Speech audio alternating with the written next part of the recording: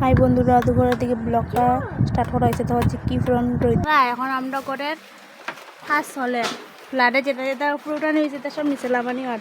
আর এখানে থাকবান দাও দেখো কাম করে কিন্তু আমার মায়ের দগ মার মেশিনটা লামানো হইব আজকে।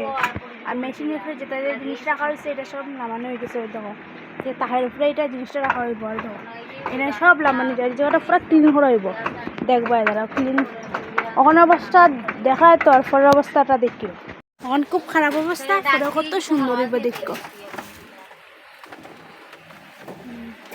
তো দেখলা জায়গাটা কি খারাপ অবস্থা। একটু একটু হরি এখন একটু পরিষ্কার করছি। তো একদিন তো সবটা সম্ভব হয় না পরিষ্কার করা। একটু একটু করে করছি, বাকিও জাবরা রয়েছে পরিষ্কার করবো একটু একটু হরিয়া। গরমও বিজান দেয় করতে না করলে সব কাম।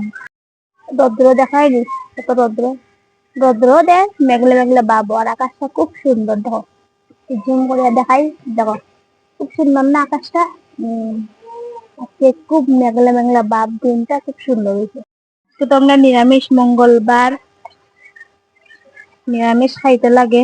দেখো ডাইল বানাইছে মায়, আর হনিকানের মধ্যে লাউ বড়া করবো। তো আজকে মঙ্গলবার তো হনুমানের নামে নিরামিষ খাই আমরা। দেখা কি খারাপ অবস্থা।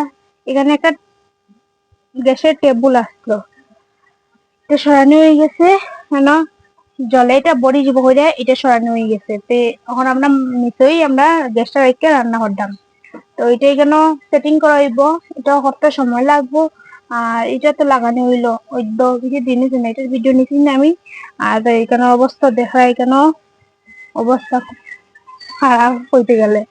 আর এখানেও অবস্থা খুব খারাপ হইতে গেলে। আস্তে গরমের যে অবস্থা খুব খারাপ, এটা আস্তে আস্তে ঠিক হইব। দিন তো সব করা যায় না, তাহলে একটু একটু হলে ওটা আমার গরমও যা দেয় জমিনে সব কিছু কাম করা যায় না। আর ওই যে আগের দিন দেখাইছিলাম টাকা দোকান চলে যায়।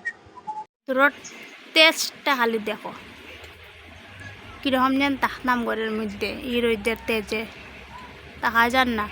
আর টিনের চাল নানি আরো বেশি গরম লাগে। তো আমার মায়ের আন্দায় দেখো লাউ বড়া বানার এই গরমের মধ্যে টিনের চাল নানি দেখো কেমন তাপ রইতে মায়ের রান্না করার। সব বন্ধুরা দেখো কি রৌদ্র তেজ দেখায়নি বন্ধুরা। ঠাকুর কট্টা চলো দেখাই কিরকম অবস্থা হয়েছে। দেখেন ঠাকুরের অবস্থা তোলাওয়ালি পড়িয়া ঠাকুরের অবস্থা নাই রে। স্নান করে পরিষ্কার বড়া বানার আমি বড়া আনছি বড়া খাওয়ার লিগে। প্রত্যেক গরম বড়া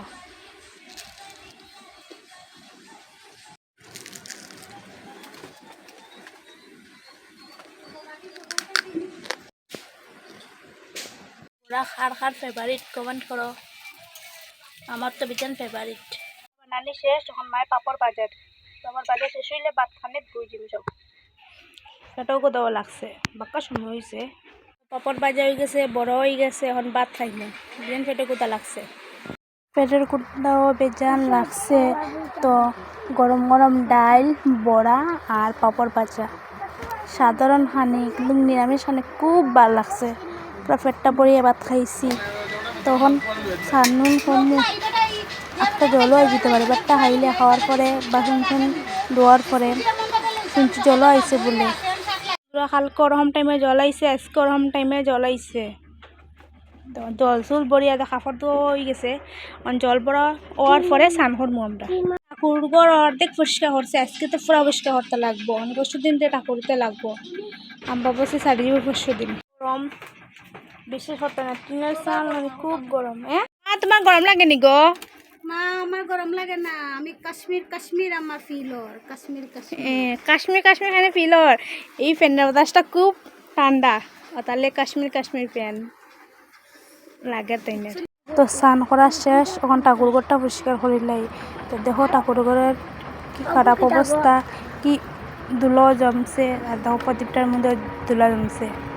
তো ঠাকুর ঘরটা পরিষ্কার করি, তোমরা দেখো আমি পরিষ্কার করি ঠাকুর ঘরটা। আর ঠাকুর ঘরটা পরিষ্কার করার পরে ওখানে দেখো কিরকম সুন্দর লাগে, হয়নি? খুব সুন্দর লাগে না ঠাকুর ঘরটা পরিষ্কার করার পরে?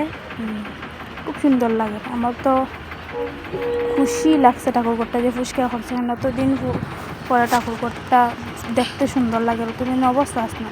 আমার ভিডিওটা বেশি করে লাইক কমেন্ট শেয়ার করিও বন্ধুরা, সাবস্ক্রাইব করে আমার চ্যানেলটারে। বাই বন্ধুরা।